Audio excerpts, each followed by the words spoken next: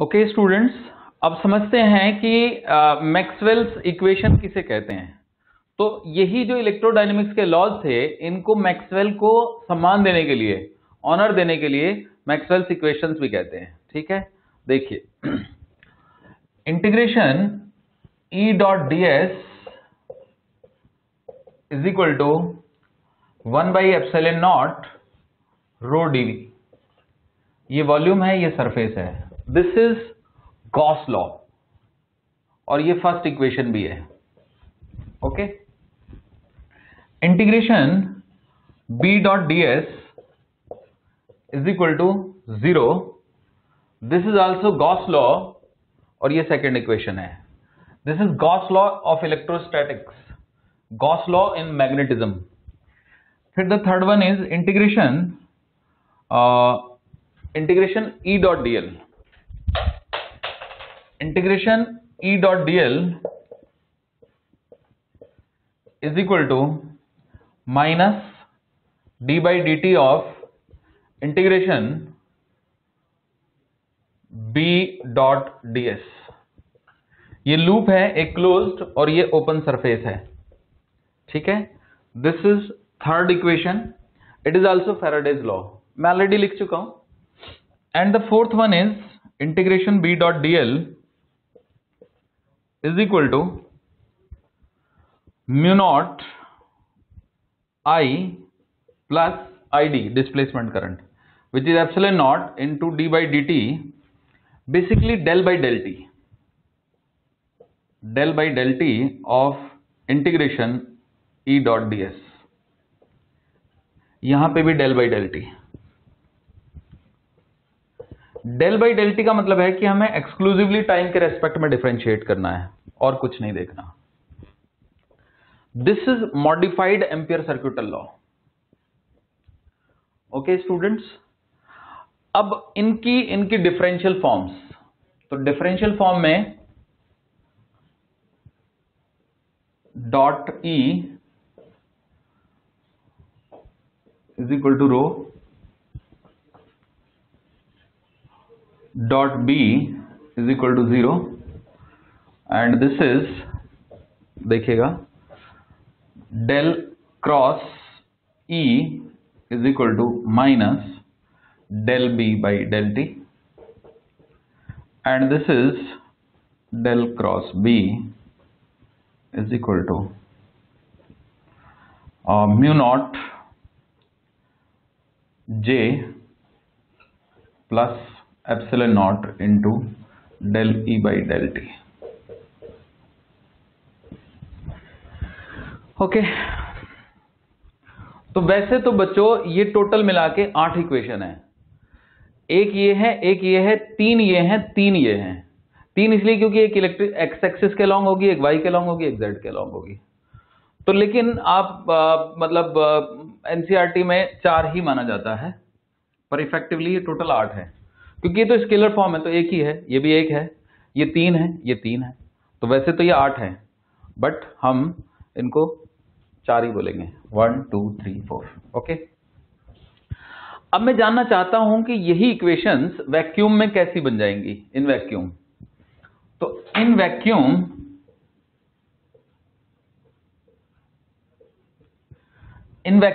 Vacuum मतलब जहां पे कुछ भी नहीं है। तो पहली इक्वेशन बन जाएगी integration E dot D S is equal to 0।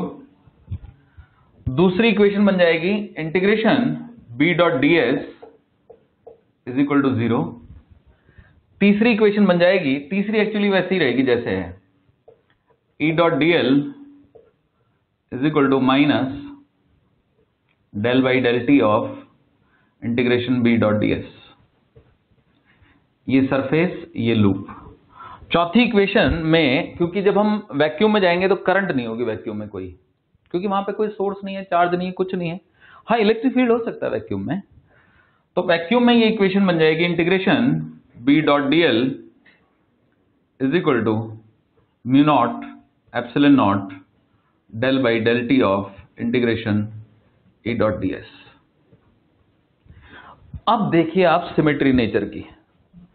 E dot D S is equal to 0, B dot D S is equal to 0। E dot dl is equal to del by del T of B dot ds, B dot dl is equal to mu naught epsilon naught del by del T of E dot ds।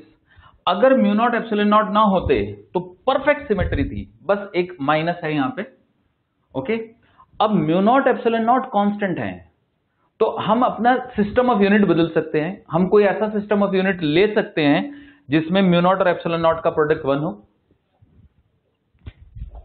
तो अगर हमने कोई नया system of unit use किया जिसमें mu naught epsilon not का product की value 1 है, तो ये इक्वेशन परफेक्टली सिमेट्रिक बन जाएंगी।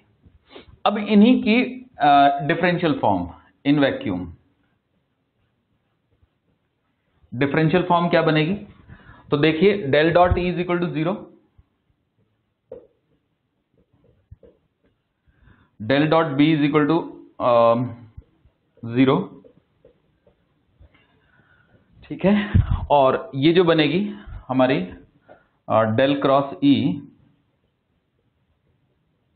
ये बन जाएगी माइनस का del B by del T, और ये वाली इक्वेशन वैक्यूम में बन जाएगी डेल क्रॉस बी, चौथी वाली equation is equal to, minus नहीं आएगा यहां पे, mu naught epsilon naught into del by del T of E. तो आप देख सकते हो कि बहुत ही शानदार सिमेट्री है। एक में, दो में डॉट आ रहा है पहली में, और लास्ट की दो में क्रॉस आ रहा है, बस ये म्यू नॉट एप्सिलॉन नॉट है। तो मैक्सवेल का योगदान क्या है? अगर आप सोच रहे हो कि मैक्सवेल ने आखिर किया ही क्या है, जी नहीं, मैक्सवेल ने वही इक्वेशन, वही चीज जो पहले से मौजूद थी, उसी से कुछ रिजल्ट ऑब्टेन किया। और वो कैसे किया वो मैं आपको समझाता हूं, ठीक है। तो ये थी हमारी मैक्सवेल की equations. This is Gauss law of electrostatics, Gauss law in magnetism,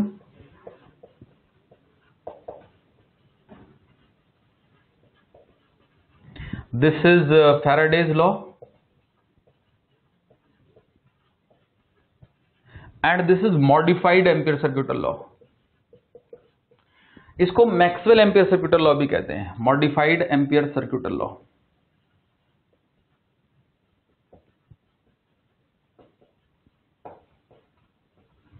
बच्चों, जो मैंने आपको ये इक्वेशंस कराई हैं, तो इनकी इंटीग्रेशन वाला जो रूप है वो आपके सिलेबस में है, डिफरेंशियल वाला रूप सिलेबस में नहीं है। पर डिफरेंशियल वाला रूप बहुत मजेदार है और इससे हम रिजल्ट ऑब्टेन कर सकते हैं। तो मैं आपको समझा सकता हूं कि कैसे मैक्सवेल ने ये प्रूव किया कि ईएम वेव एग्जिस्ट करती है, ठीक है। देखिए,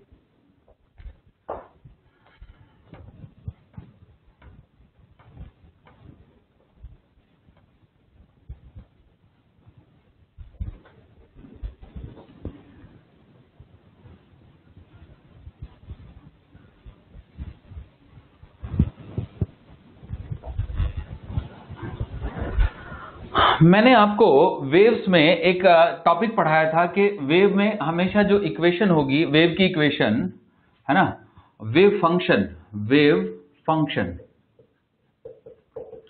फंक्शन जो होता है वो हमेशा x minus plus minus VT होता है, याद है आपको।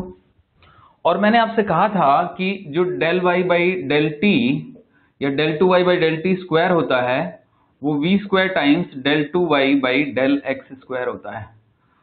This is the equation of a wave. This is called wave equation. ये मैंने आपको वेव वाले चैप्टर में पढ़ाया था, आप चाहें तो आप देख सकते हैं उसमें वीडियो में जाके। मैंने आपको बताया था कि किसी भी वेव, प्रोग्रेसिव वेव या वेव पल्स की equation x plus minus we T होती है, और अगर मैं y को दो बार डिफरेंशिएट करूं टाइम के रेस्पेक्ट में और y को दो बार डिफरेंशिएट करूं x के रेस्पेक्ट में, तो जो आएगा वो v स्क्वायर टाइम्स होगा। मतलब इस टर्म में जो ये del two Y by del X square और del two Y by del T square आपस में वी स्क्वायर से रिलेटेड होते हैं, जहां पे वी जो है वो वेव वेलोसिटी कहलाती है। क्लियर? तो ये मुझे यकीन है कि आपको याद होगा, और अगर याद नहीं है तो आप वेव वाला पार्ट देखिए, ठीक है। अब सुनिए, वेक्टर ट्रिपल प्रोडक्ट में एक फॉर्मूला होता है, और वो ये कि A cross B cross C। ये एक्चुअली मैंने आपको पढ़ाया नहीं, तो मैं यहां पे बता रहा हूं आपको। ये है वेक्टर ट्रिपल प्रोडक्ट, और इसका एक फार्मूला है, और वो ये है देखिए b क्रॉस c से जो वेक्टर आएगा वो b और c दोनों के परपेंडिकुलर होगा। अब वो मान लो वेक्टर d है, तो d क्रॉस a लेंगे तो एक ऐसा वेक्टर आएगा जो d के भी परपेंडिकुलर है और a के भी। तो अगर वो d के परपेंडिकुलर है यानी वो b क्रॉस c के परपेंडिकुलर है, तो इसका मतलब वो b और c के प्लेन में है। तो यानी कि हम उसको लिख सकते हैं a dot c bracket b, ये किस स्केलर है bracket b, minus a dot b bracket c, यानी some constant into b minus some constant into c से जो वेक्टर आएगा वो b और c के प्लेन में होगा। तो ये एक रूल है जो हमें मदद करेगा यहां पर, ठीक है। तो बच्चों मैं वो इक्वेशंस दोबारा से लिखता हूं, ठीक है। देखिएगा del dot e is equal to 0, del dot b is equal to 0, del cross e is equal to minus del b by del t, और del cross b is equal to mu naught epsilon naught into del e by del t। ये हमारी equations हैं, इनका हम इस्तेमाल करेंगे। तो मैं आपको बताना चाहता हूं कि मैक्सवेल ने कैसे ईएम वेव की इक्वेशन ऑब्टेन कर दी, कैसे यही इक्वेशन उसने ऑब्टेन कर ली। तो देखिए हम इसको लेते हैं, del cross E is equal to minus का del B by del T, okay. तो अगर मैं दोनों तरफ डेल से क्रॉस प्रोडक्ट ले लूं, तो डेल क्रॉस दोनों तरफ, तो इधर भी हमारा माइनस को छोटा कर देता हूं, डेल क्रॉस, ओके। अब ये इस रूल की मदद से आप लिख सकते हैं, देखिए बीच वाला वेक्टर ये डेल है, तो del dot E bracket into बीच वाला वेक्टर माइनस ये पहले दो वेक्टर a डॉट बी, है ना, पहले दो vector del dot del times E। अब क्या है ना, ये पार्शियल जो डिफरेंशिएशन होता है ये कन्वर्टेबल होता है, मतलब ये भी एक डिफरेंशिएशन है और ये भी एक डिफरेंशिएशन है, तो हम इसको पलट सकते हैं, यानी हम इसको लिख सकते हैं del by del T of del cross B. असल में मैं ये कहना चाहता हूं बच्चों कि कोई भी फंक्शन है, मान लो v है, तो उसको डेल बाई डेल एक्स करो, डेल बाई डेल वाई करो, तो ये सेम होता है del by del X of del V by del Y. ये कन्वर्टेबल होता है, मतलब आगे पीछे का इसमें कोई नहीं, कम्यूटेटिव होता है। ये पार्शियल डिफरेंशिएशन इज कम्यूटेटिव। पहले आपने x के रेस्पेक्ट में डिफरेंशिएट करके फिर y के रेस्पेक्ट में करो, या पहले y के रेस्पेक्ट में करके फिर x के रेस्पेक्ट में करो, तो कोई फर्क नहीं पड़ता, दोनों में सेम आंसर आता है, राइट।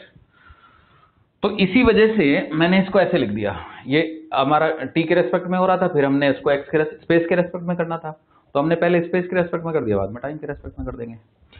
अब डेल डॉट ई तो इस फॉर्मूले से 0 हो गया ना, तो माइनस से माइनस कट गया, ये डेल स्क्वायर आ गया, del square E del square, अब इसमें से वेक्टर हट जाएगा, डेल स्क्वायर ई माइनस से माइनस कट गया, del cross B, del cross B का फॉर्मूला ये है, this is equal to minus तो कट ही चुका है, del by del T of mu naught into epsilon naught into del E by del T, okay. तो ये क्या बन गया, ये बन गया बच्चों del square E is equal to mu naught epsilon naught into del square E by del T square. ये वाली इक्वेशन और ये वाली इक्वेशन सेम है बच्चों, मतलब काफी हद तक सेम है। तो मैं आपको बताना चाहता हूं कैसे सेम है। क्या है कि इसमें वेव मान लीजिए आपकी एक खास डायरेक्शन में जा रही है, तो जिस डायरेक्शन में आपकी वेव जा रही है उस डायरेक्शन में को ही आप एक्स एक्सिस मान सकते हो, यानी आप कह सकते हो कि ई जो है वो फंक्शन है एक्स और टी का, okay, is a function of X and T, क्योंकि अगर वेव आपकी जिस दिशा में जा रही है आप उसी दिशा को एक्स मान लो। अब जब आप डेल स्क्वायर ई निकालेंगे, डेल स्क्वायर ई, तो डेल स्क्वायर ई यानी यहां पे मैंने मान लिया is a function of X and T, तो डेल स्क्वायर का मतलब होता है बच्चों del by del X, del square by del X square, और plus del square by del Y square, plus del square by del Z square.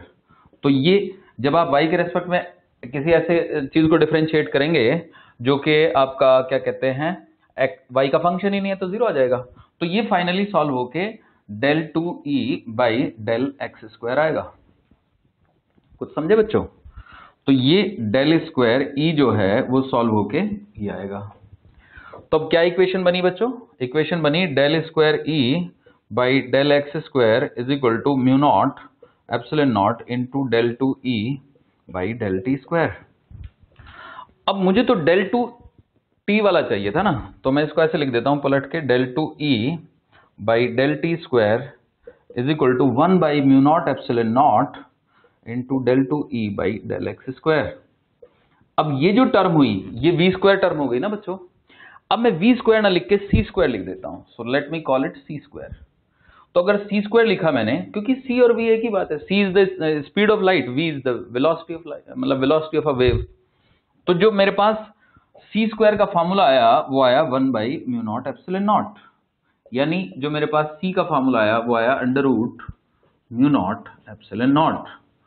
और यहां से जो मेरी इक्वेशन लिखी जाएगी, जब मैं इसको सी स्क्वायर लिख दूंगा तो इक्वेशन लिखी जाएगी बच्चों del two E by del T square is equal to C square into del two E by del X square. तो आप देख सकते हो कि ये वही इक्वेशन है जो मैंने आपको बेस में पढ़ाई थी। क्लियर? तो मैक्सवेल साहब ने वही इक्वेशन जो हम वेव के लिए डिराइव किए थे पहले ही, वो ऑब्टेन कर दी इलेक्ट्रिक फील्ड के लिए। क्या केवल इलेक्ट्रिक के लिए? नहीं, मैग्नेटिक के लिए भी। कैसे भला? अगर मैं यहां पे इक्वेशन ये वाली उठा के चलता तो यहां पे म्यू नॉट एप्सिलॉन नॉट पहले से ही होता, बिल्कुल सेम सेम चलता और फाइनली आंसर बी के लिए आ जाता। क्लियर है बच्चों? तो वो मैं ऑब्टेन नहीं कर रहा हूं, लेकिन आप समझ सकते हो क्योंकि सब कुछ सिमेट्री है, तो जो फॉर्मूला ई के लिए आया है वही बी के लिए आएगा, क्योंकि एक बार म्यू नॉट एप्सिलॉन नॉट तो आपने पुट किया ही ना, तो इसमें नहीं था तो पुट किया, तो पहले ही पुट हुआ है तो बाद में नहीं करना पड़ेगा पुट। एग्जैक्टली सेम चीज बी के लिए आ जाएगी। तो मतलब कि इलेक्ट्रोमैग्नेटिक वेव में जो स्पीड है वो इतनी है म्यू नॉट एप्सिलॉन नॉट,